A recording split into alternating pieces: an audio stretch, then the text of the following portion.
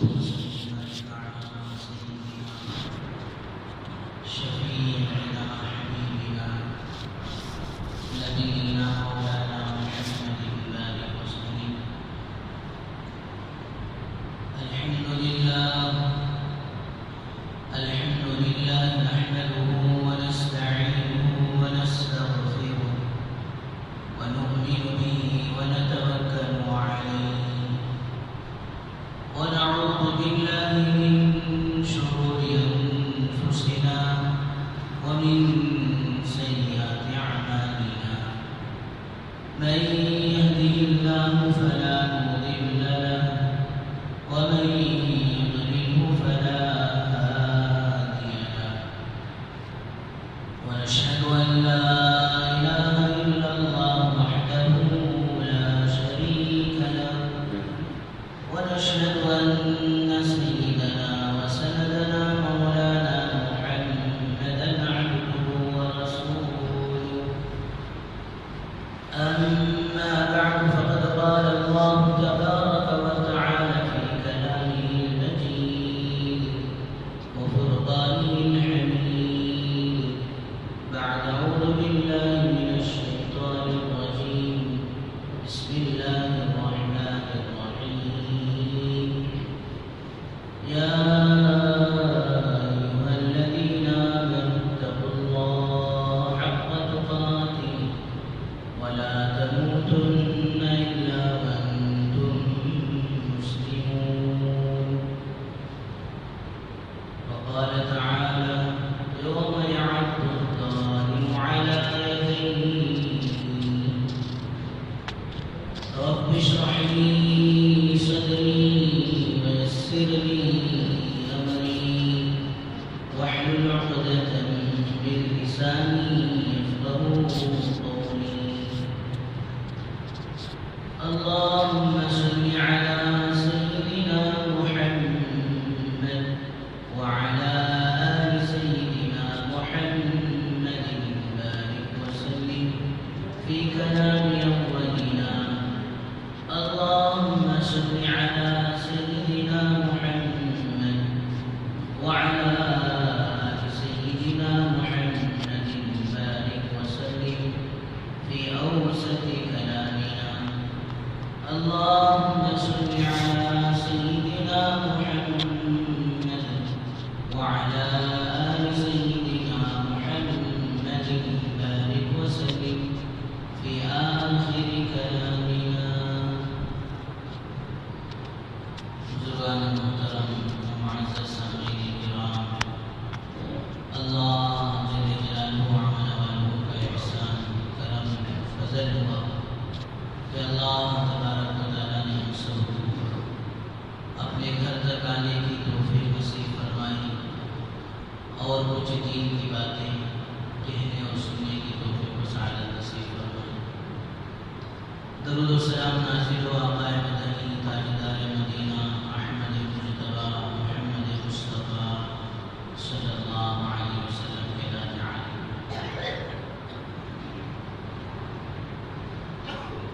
بزرگان محترم، اللہ جل جلالہ وعلا والہ نے ہمیں دنیا میں جو بھیجا ہے اس کے مقصد کو اپنی کتاب مقدس میں قرآن مجید میں اللہ تبارک و تعالیٰ نے کھول کھول کر بیان فرما دیا. اور حدیث رسول صلی اللہ علیہ وسلم کے اندر بھی اللہ کے نبی صلی اللہ علیہ وسلم نے مقصد زندگی کو واضح طور پر بتا دیا.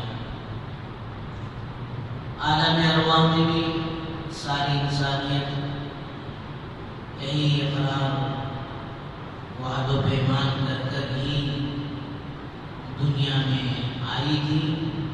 اب دوستو دنیا کے ماحول میں رہتے رہتے انسان دنیا کی ماحول سے متاثر ہو کر اپنے مقصد زندگی کو بھول جاتا ہے. سیدھے راستے سے بھٹک جاتا ہے۔ اس لیے اللہ تبارک و تعالیٰ نے قرآن مجید میں ارشاد فرمایا، یا ایھا الذین آمنوا اتقوا اللہ وکونوا مع الصادقین۔ یہ جو تم نے سبق ہم سے پڑھ کر گئے تھے، اقرار کر کر گئے تھے، اس سبق کو بھول جاتے ہو تو جس دنیا کی چار دیواری میں تم رہتے ہو، وہاں رہتے ہوئے سچوں کی صحبت اختیار کرو، نیک لوگوں کی صحبت اختیار کرو، ان کا ساتھ اپنانا، پھر ان کی برکت سے وہ جو بھولا ہوا سبق پھر سے تمہیں یاد ہو جائے۔ ورنہ بزرگوں دوستوں، قرآن کہتا ہے یوم یعض الظالم علی یدیہ یقول یا لیتنی اتخذت مع الرسول سبیلا یا ویلتی لیتنی لم اتخذ فلانا خلیلا۔ اے کاش کتنا اچھا ہوتا کہ میں دنیا میں حضور اکرم صلی اللہ علیہ وسلم کا دوست بنا ہوتا، آپ کی پیروی اختیار کیا ہوتا، آپ کے بتائے راستے پر چلا ہوتا۔ دوستوں، مارے افسوس کے ہاتھ چبا جائے گا اور کہے گا یا ویلتا لیتنی لم اتخذ فلانا خلیلا۔ اے کاش فلاں کو میں دوست نہ بنایا ہوتا تو آج میرا بیڑا پار ہو جاتا۔ تو بزرگوں دوستوں، قرآن نے کئی جگہ اشارہ فرمایا، من یطع اللہ والرسول فاولئک مع الذین انعم اللہ علیہم من النبیین والصدیقین والشہداء والصالحین، کہ جو لوگ دنیا میں اللہ کی اور اللہ کے رسول اکرم صلی اللہ علیہ وسلم کی اطاعت کریں گے، اللہ اور اللہ کے رسول صلی اللہ علیہ وسلم کے مرضی کے مطابق زندگی گزاریں گے، اسی کو تو ہر نماز میں میرے بزرگوں مانگا جاتا ہے۔ ہر نماز کی، ہر رکعت کی پہلی صورت میں ہر ایمان والا دعا کرتا ہے، صراط الذین انعمت علیہم۔ اے اللہ ہمیں سیدھے راستے پر چلا دے۔ وہ سیدھا راستہ کون سا ہے؟ صراط الذین انعمت علیہم، جن پر تو نے انعام فرمایا ہے، جن پر تیری نعمتیں دنیا میں بھی ہیں اور آخرت میں بھی ہوں گی۔ کون ہے اسے؟ فرمایا دوستو، وہ نبیین ہیں، صدیقین ہیں، شہداء ہیں، صالحین ہیں، نیک لوگ ہیں۔ اور دوستو، اس کے بعد ہی دوسرا جملہ دعا میں یہ مانگا جا رہا ہے، غیر المغضوب علیہم ولا الضالین۔ اے اللہ ان لوگوں کے راستے پر نہ چلا جو گمراہ ہو چکے ہیں، راستہ بھٹ چکے ہیں۔ دوستو، دعا مانگنا کچھ اور ہے اور ہماری زندگی کا طرز کچھ اور ہے۔ اس لیے اللہ تبارک و تعالیٰ نے دوستی کرنے کا حکم دیا ہے ایمان والوں سے، اور دوستوں غیروں سے دوستی کو اللہ نے کرنے کو حکم نہیں دیا۔ یا ایھا الذین آمنوا لا تتخذوا عدوی وعدوکم اولیاء، جن سے اللہ دشمنی کرتا ہے تم بھی ان سے دشمنی کرو۔ یا ایھا الذین آمنوا لا تتخذوا اليہود والنصارى، اے ایمان والو یہود و نصارہ سے دوستی مت کرو۔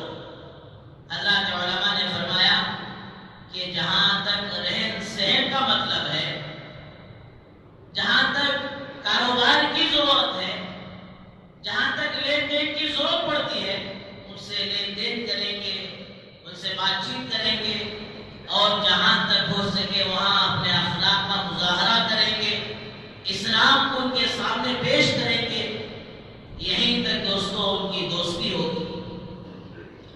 وہ ہمارے وارثدار بن جائیں، کام ختم ہونے کے باوجود ان سے ہماری دوستی برقرار رہے۔ فرمایا اللہ اس کی اجازت نہیں دیتے۔ دوستی کا مطلب حضرات علماء نے یہ بھی بیان فرمایا کہ ان کے طور و طریقے کو اپنے دل و جان سے لگا لینا۔ دعا تو کر رہے ہیں ان لوگوں کے راستے پر مت چلا جن پر تیرا غضب نازل ہوا ہے۔ اور پھر دوستو ہماری زندگی یہ بتا رہی ہے کہ ہم صرف زبان سے کہہ رہے ہیں لیکن اپنی زندگی سے ان کی دوستی کر رہے ہیں۔ کسی بھی وقت میں کسی بھی موقع پر ان کی مشابہت دوستو اللہ اور اللہ کے رسول کو پسند نہیں ہے۔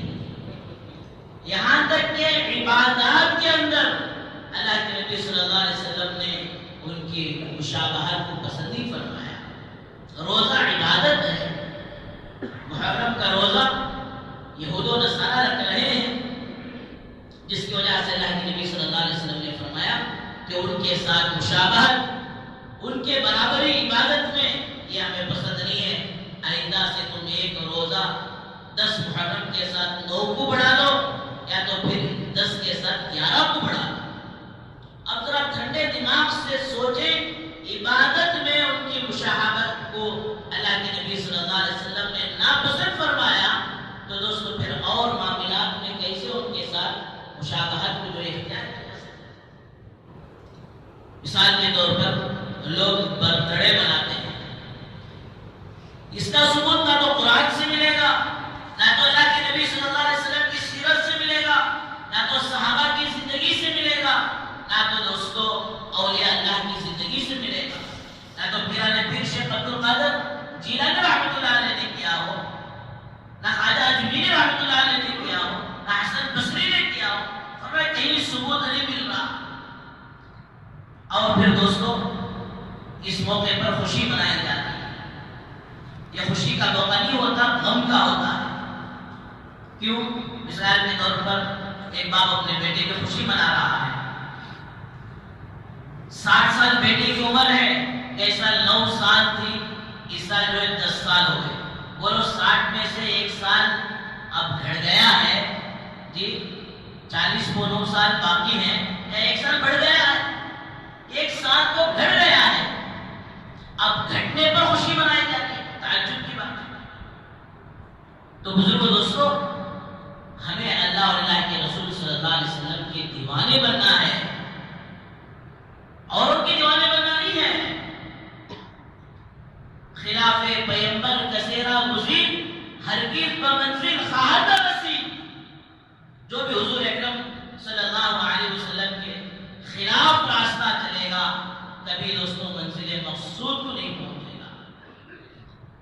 صحابہ منزل مقصود کو پہنچے، یہاں تک کہ دوستوں قیامت تک کے لیے نمونہ بنتے۔ قرآن میں دوستوں اللہ نے ان کی مغفرت کا ڈکلیئر کر دیا، ان کی رضا کا ڈکلیئر کر دیا، رضی اللہ عنہم ورضوا عنہ کا پروانہ مل گیا۔ یہ کیسے ہوا؟ فرمایا حضرات صحابہ کرام رضی اللہ عنہم اجمعین حضور اکرم صلی اللہ علیہ وسلم کے صحبت یافتہ تھے، آپ کے طریقے، آپ کے بتائے ہوئے طریقے پر چلے ہیں تو پھر منزل مقصود کو پہنچے۔ اور پھر اس کے بعد حضرات اولیاء اللہ کا نمبر آتا ہے، وہ بھی دوستوں منزل مقصود کو پہنچے تو فرمایا کوئی کوئی جنگلوں کا راستہ اختیار کر کوئی اور راستہ اختیار کر نہیں، وہ بھی حضور اکرم صلی اللہ علیہ وسلم کے راستے پر ہی چل کر دوستوں منزل مقصود کو پہنچے۔ اور قیامت تک آنے والا کوئی فرد دوستوں منزل مقصود کو پہنچنا ہے تو اس کے لیے بھی اور کوئی چارہ نہیں ہے، اور کوئی راستہ نہیں ہے، اور کوئی طریقہ نہیں ہے۔ تو میں یطیع اللہ والرسول، جو اللہ کی اطاعت کرے، اللہ کے رسول صلی اللہ علیہ وسلم کی اطاعت کرے، اللہ کہتے ہیں کہ وہ نبیین کے ساتھ ہوں گے، وہ صدیقین کے ساتھ ہوں گے، وہ شہداء کے ساتھ ہوں گے، وہ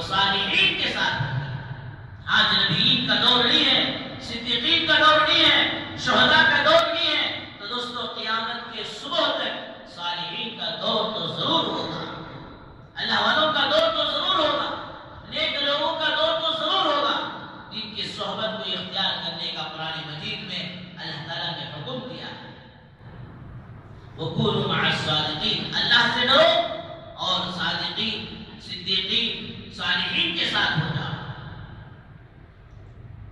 ورنہ فرمایا دوستو آج کے اس دور میں اگر ہم نے اپنے ایمان کی حفاظت نہیں کی، اپنے اعمال کی حفاظت نہیں کی، تو آج کا یہ دور بہت جلد اپنے ماحول کے اندر ہمیں جذب کر لے گا.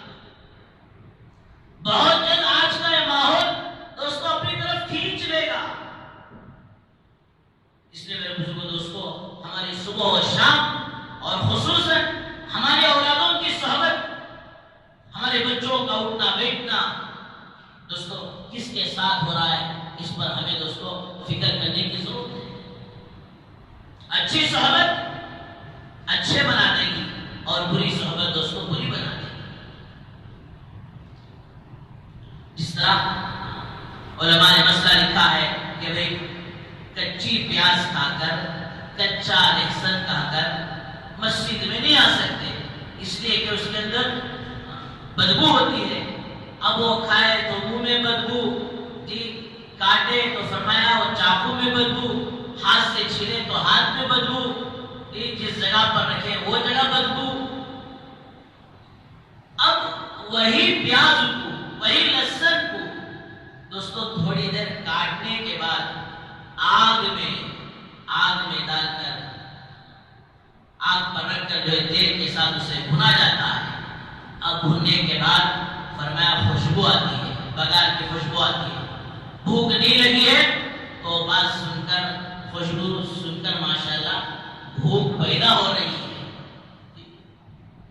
تو حضرت علماء نے فرمایا کہ اب تک اس کی عادت کچھ اور تھی، اس کے اندر بدبو تھی، لیکن جب وہ تیل کے ساتھ مل جاتی ہے تو پھر وہ تیل کی صحبت میں ملنے کی وجہ سے وہی بدبو خوشبو میں بدل جاتی ہے.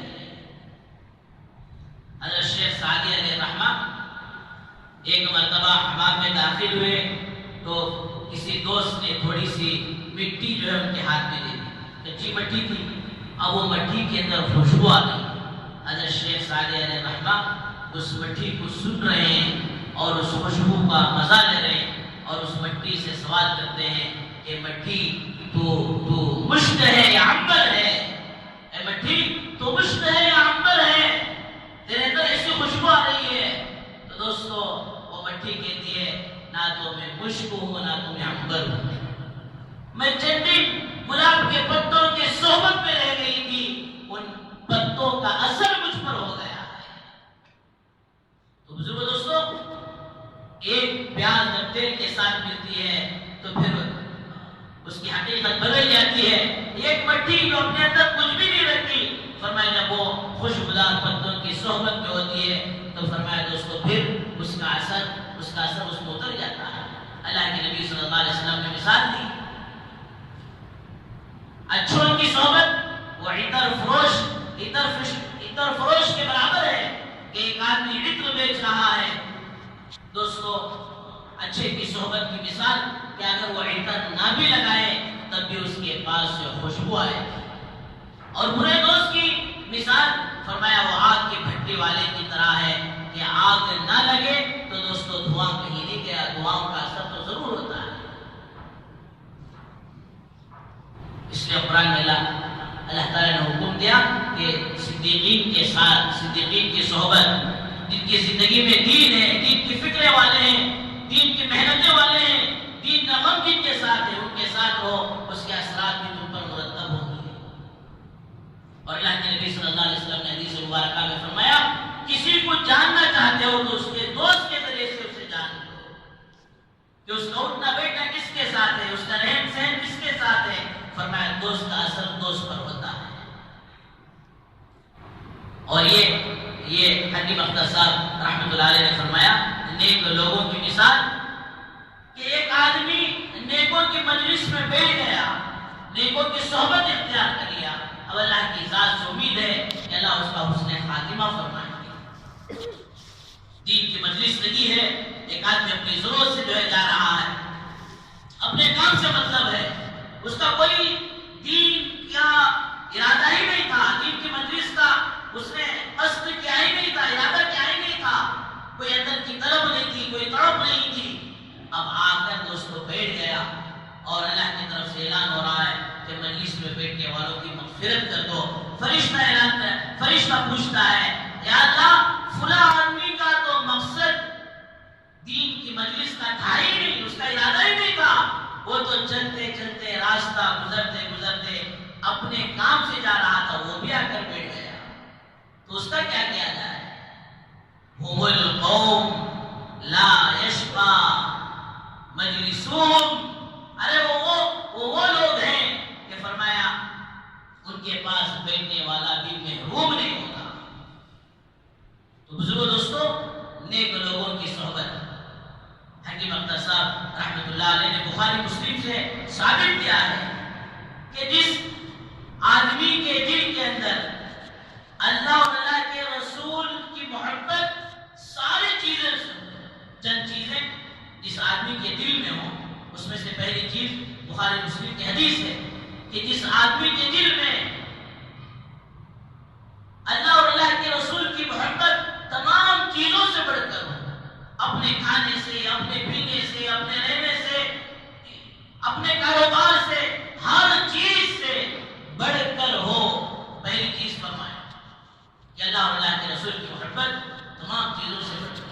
اللہ کے نبی صلی اللہ علیہ وسلم نے فرمایا لا یؤمن احدکم حتی اکون احب الیہ من ولدہ ووالدہ والناس اجمعین. ایک جگہ آپ نے فرمایا کہ آدمی اس وقت تک کامل ایمان والا ہو ہی نہیں سکتا جب تک کہ اس کے خواہشات اس دین کے تابع نہ ہو جائے جس دین کو میں لے کر آیا. دوسری چیز فرمائی کسی آدمی سے اللہ کے لیے محبت. حدیث میں ہے کہ 7 طرح کے آدمیوں کو کل قیامت کے دن اللہ تعالیٰ عرش کے سائے میں جگہ دیں گے. ان میں سے وہ جو آدمی جن کا ملنا اللہ کے لیے ہو اور جن کا بچھڑنا اللہ کے لیے. تو دوسری چیز فرمائی کہ کوئی کسی سے محبت کرے اللہ کے لیے، عام آدمی کے بارے میں. اور تیسری چیز بزرگوں دوستو فرمایا، پہلی چیز تو فرمائی کہ اللہ اور اللہ کے رسول کی محبت ساری چیزوں سے بڑھ کر ہو، اور دوسری چیز فرمایا کہ کسی سے محبت ہو تو اللہ کے لیے ہو، اور تیسری چیز فرمائی ایمان لانے کے بعد، ایمان قبول کرنے کے بعد، ایمان سے پھر کفر کی طرف جانا اسے ایسے ہی ناپسند ہو جس طرح آگ میں جانا ناپسند ہو. ایسا نہیں کہ بھائی آدمی سہولت کے موقع پر خوشی کے موقع پر تو کہے الحمدللہ، اور جب کبھی ناگواری کا معاملہ ہے، ارے بھائی دین کے اندر تو اتنی تنگی ہے، فلاں ہے، لوگ نہیں رہ سکتے، کہتے فلاں کہتے تنگی محسوس کر رہا ہے. ایسا نہ ہو. عجیب واقعہ حضرت مفتی اسلم صاحب شیخ پوری رحمۃ اللہ علیہ نے لکھا ہے، ایک آدمی کا انتقال مکہ المکرمہ میں ہوا ہے، لیکن جب اس کی قبر کسی وجہ سے کھول لی گئی تو فرمایا کہ جو ہے وہاں دوستو ایک یورپ کی لڑکی کی قبر مل رہی، لاش مل رہی. لوگ پریشان ہو گئے، ایک اچھا خاصا آدمی جس سے ہمیں محبت تھی، عقیدت تھی، بڑا دیندار سمجھتے تھے، اس کی لاش تو یہاں ہونا چاہیے تھا، لیکن یہاں اس کی قبر ہے. اور دوستو وہ یورپ کی لڑکی کی جو قبر وہاں ہے تو پریشان ہو گئے. بعد میں پتا چلا کہ وہ لڑکی بظاہر یورپ کی رہنے والی تھی، لیکن اس کے دل کے اندر دوستو دین کی محبت، دین کا جذبہ، دین کی اطاعت، اللہ اور اللہ کے رسول سے محبت اتنی تھی کہ باوجود وہ یورپ میں انتقال ہونے کے بعد اس کی لاش مل رہی ہے. دوستو وہ مکہ المکرمہ میں یہاں جو آدمی انتقال ہو وہ کہاں گیا؟ فرمایا یورپ میں جس لڑکی کو جہاں دفن کیا گیا تھا اس کی لاش کو اللہ نے اٹھا کر وہاں منتقل کر دیا. کیوں؟ فرمایا سب کچھ تو تھا ہی، لیکن ایک چیز اس کی بیوی سے جب پوچھا گیا کہ آخر تیرے شوہر کے اندر وہ کیا خرابی تھی کہ مکے کی مقدس سرزمین کو چھوڑ کر تیری لاش کو اللہ نے وہاں، تیرے شوہر کی لاش کو اللہ نے وہاں پھینک دیا. تو دوستو اس کی بیوی کہنے لگی میرا شوہر تو پورا دیندار تھا، صرف ایک چیز اس کے اندر کمی تھی، جب اسے غسل جنابت کی ضرورت پڑتی تو اپنے زبان سے یہ کہتا کہ اسلام کے اندر بیوی سے قریب ہونے کے بعد غسل ضروری ہے، واجب ہے، لیکن عیسائیوں کے مذہب میں بیوی سے قریب ہونے کے بعد غسل ضروری نہیں ہے۔ صرف یہ کہتا تھا، جس کی وجہ سے دوستو اللہ نے اس کے یہ بات سے اتنا ناراض ہوئے کہ اس کی لاش کو وہاں منتقل کر دیا جس قوم سے یہ محبت کرتا تھا۔ تو تین چیزیں فرمائی کہ ایمان لانے کے بعد کفر کی طرف جانا ایسے ہی ناپسند ہو جس طرح آگ میں جانا دوستو ناپسند ہوتا ہے۔ فرمایا یہ تین چیزیں جس کے اندر آ جائیں گی اللہ انہیں ایمان کی حلاوت دیں گے، ایمان کی مٹھاس دیں گے۔ اور فرمایا دوستو جب ایمان کی حلاوت، ایمان کی مٹھاس دل میں اترے گی تو فرمایا پھر وہ شاہی عطیہ ہوتا ہے، وہ اللہ کی طرف سے ملنے والا انعام ہوتا ہے، پھر دوستو وہ عطیہ نکالا نہیں جاتا، وہ تحفہ پھر واپس نہیں لیا جاتا۔ تو بزرگو دوستو میں نے جو آیت پڑھی یوم عرض الظالم علی یدیہ کہ کل قیامت کے دن آدمی اپنے ہاتھوں کو چبائے گا۔ یہ عقبہ بن ابی محیط مکے کا رہنے والا بڑا مالدار تھا، اس نے اللہ کے نبی صلی اللہ علیہ وسلم کی دعوت کی۔ آپ صلی اللہ علیہ وسلم اس کے گھر تشریف لے گئے، لقمہ اٹھایا ہی تھا، آپ نے کھانے سے منع فرما دیا۔ عقبہ بن ابی محیط کہتا ہے یا رسول اللہ آپ کیوں نہیں کھا رہے؟ اللہ کے نبی صلی اللہ علیہ وسلم فرما رہے جب تک عقبہ تم ایمان نہیں لاؤ گے میں تمہارا لقمہ منہ میں نہیں رکھوں گا۔ دوستو حضور اکرم صلی اللہ علیہ وسلم کی عجیب فکر تھی، عجیب قرب تھا، عجیب درد تھا۔ وہ درد کہ ہمیشہ آپ اس فکر میں رہتے کہ موقع کیسے مجھے مل جائے، میں اسلام کو پیش کروں، کلمے کو پیش کروں، کلمے کی دعوت دوں۔ یہاں تک کہ ایک مرتبہ آپ رات میں اپنے گھر سے نکل رہے ہیں، صحابہ پوچھ رہے ہیں یا رسول اللہ اندھیری رات میں ان پہاڑی علاقوں میں آپ کہاں جا رہے ہیں؟ اللہ کے نبی کہہ رہے ہیں مجھے ابھی خبر پہنچی ہے کہ فلاں قافلہ پہاڑ کے پیچھے پڑاؤ ڈالا ہے، رکا ہوا ہے، انہیں میری دعوت دینے جا رہا ہوں۔ صحابہ فرمانے اللہ کے نبی آرام کر لیتے، اب صبح میں تشریف لے جاتے۔ دوستو حضور اکرم صلی اللہ علیہ وسلم کا وہ غم و درد دائم الفکر دائم الحزن، اللہ کے نبی صلی اللہ علیہ وسلم فرمانے کہ بھئی میں صبح کو جانے تک کہ ایسا نہ ہو کہ قافلہ وہاں سے نکل کر چلے جائے اور یہ ایمان سے محروم نہ رہ جائے۔ اب کہ ہمیشہ فکر ہوتی تھی، ہمیشہ کوئی وہ درد ہوتا تھا کس طرح میں میرے اس کلمے کو لوگوں تک پہنچا دوں۔ تو وہ عقبہ بن ابی محیط نے کہا یا رسول اللہ میں کلمہ پڑھ لیتا ہوں، فوراً کلمہ پڑھا اور دوستو اللہ کے نبی صلی اللہ علیہ وسلم نے کھانا تناول فرمایا۔ اس کے بعد اس کے دوست کو معلوم ہوا، عقبہ بن ابی محیط کا جو دوست تھا اسے معلوم ہوا کہ وہ کلمہ پڑھ لیا ہے، تو فوراً اسے بلا بھیجا اور کہا عقبہ میری تیری دوستی آج سے ختم ہو جائے گی اگر تو ایمان کو نہ چھوڑ دے۔ وہ کہنے لگا بھئی دوسرے بڑے بڑے لوگ تھے، میں نے ظاہری اعتبار سے اسلام قبول کیا ہے تاکہ میری دعوت کی لاج رہ جائے۔ اللہ کے نبی نہیں کھاتے تو دوسرے لوگ بھی نہیں کھاتے تھے، اس لیے جو میں نے کلمہ پڑھ لیا ہے، میں حقیقت میں اسلام قبول نہیں کیا۔ تو بزرگ دوستو اس کا دوست کہتا ہے مجھے اس بات پر تسلی نہیں ہے جب تک نعوذ باللہ جا کر محمد کے چہرے پر تھوک نہ دے۔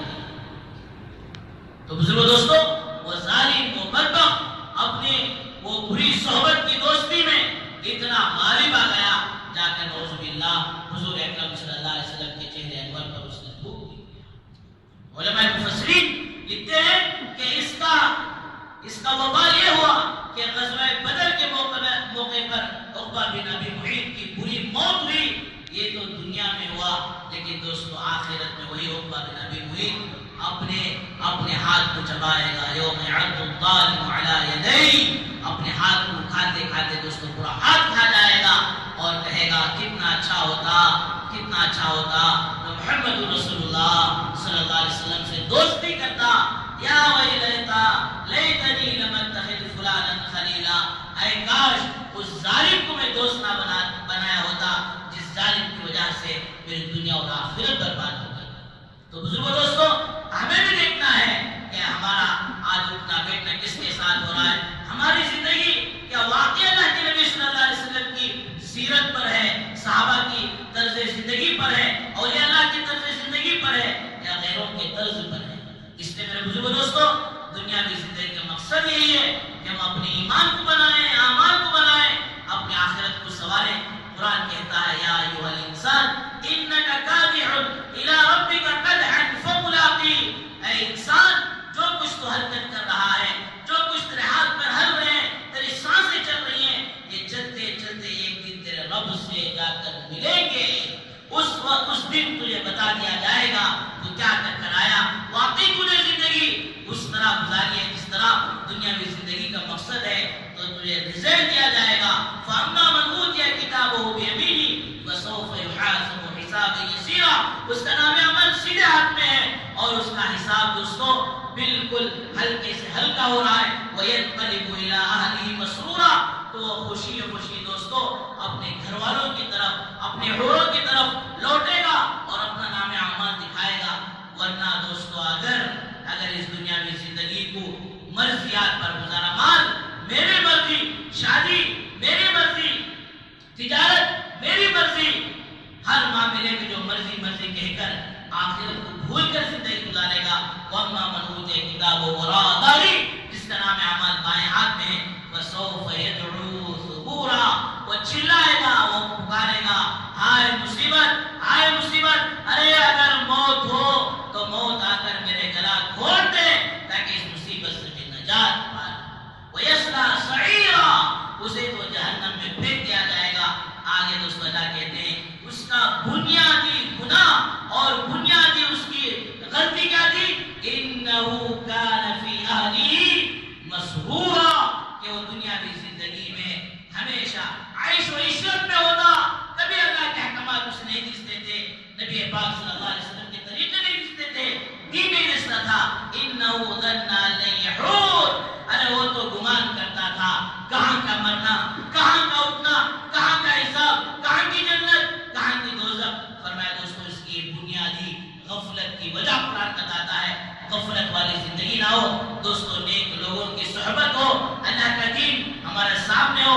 آج اللہ معاف فرمائے، امت پر عجیب عجیب حالات ہیں، کہیں سول کوڈ کا مسئلہ ہے، کہیں مسلمانوں کو انکاؤنٹر کے نام پر ختم کیا جا رہا ہے، اور دوستو وہ یمنی دشمن، وہ پتہ نہیں کون شیعہ ہو کہ کعبۃ اللہ پر میزائل کو داغ رہا ہے۔ اللہ کے نبی صلی اللہ علیہ وسلم نے فرمایا قیامت کے قریب کعبۃ اللہ کو اٹھا دیا جائے گا، ایسی سازشیں ہو رہی ہیں، اور ہمارا حال ہے کہ اس پر بحث کرو، اس پر چرچے کرو، اس پر لیکچر دو، تو فرمایا گھنٹے گھنٹے دیتے ہیں، فرمایا گھنٹے گھنٹے باتوں میں لگتے ہیں۔ اس کا واحد حل جو تعلق آج ہمارا اللہ کی ذات سے، اللہ کے نبی صلی اللہ علیہ وسلم سے جو ہونا چاہیے تھا وہ نہیں ہو رہا ہے۔ ظاہری دوستو اسباب ہم کتنے بھی اختیار کر لیں، خدا کی قسم جب تک ایمان والا اللہ سے نہیں جڑے گا، اللہ کے احکامات سے نہیں جڑے گا، نبی پاک صلی اللہ علیہ وسلم کی زندگی سے نہیں جڑے گا، ظاہری اسباب کتنے بھی دوستو ہم بنا لیں، فرمایا ہمیں خاطر خواہ فائدہ اس وقت تک نہیں ہوگا۔